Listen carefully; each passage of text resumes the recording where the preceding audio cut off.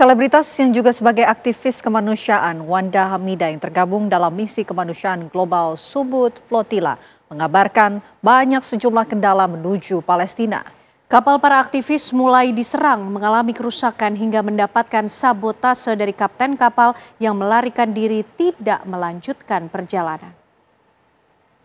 Teman-teman tahu di berbagai berita dan media sosial ya bahwa beberapa kapal yang berangkat mendahului kami itu sudah sampai di perairan Yunani dan mendapatkan serangan-serangan. Sementara beberapa kapal yang terlambat seperti kapal kami contohnya masih ada di Porto Palau, Sisilia, dan seperti teman-teman ketahui bahwa tidak mudah jalan menuju Gaza. Saya merasa banyak sekali hambatan-hambatan yang tidak disengaja maupun hambatan-hambatan yang disengaja untuk mencegah para partisipan pergi ke Gaza. Teman-teman tahu bahwa kami tertahan di Tunisia selama 3 minggu. Dan setelah kami menuju Porto Palau dengan segala hambatannya, kami masih tertahan di sini selama hampir 2 minggu di Sisilia. Dan seperti teman-teman tahu di Porto Palau, saya akan mengabari perkembangan di Porto Palau, Sisilia. Tadinya ada 10 kapal, kemudian menjadi 5 kapal, yaitu diantaranya adalah kapal Asia, Aladdin, and then Yemen boat, and then Nusantara boat, kemudian ada kapal Caesar.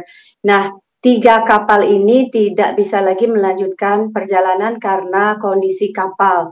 Sementara yang tadinya Nusantara boat adalah yang dimiliki oleh Sumut Nusantara, tadinya ditempati oleh Ustadz Hussein dari Indonesia dan teman-teman observer lainnya. Mereka pindah ke kapal baru namanya Palestina dan mereka sudah berlayar 2 malam lalu menuju Yunani. Mungkin hari ini sudah sampai. Sementara kami koalisi dari beberapa kapal yang rusak, yaitu tadinya kapal saya Caesar, X1, Asia, Aladdin, itu bayangkan dari 4 kapal kira-kira 80 aktivis di-squeeze menjadi 1 kapal Nusantara boat yang hanya berjumlah 14 orang.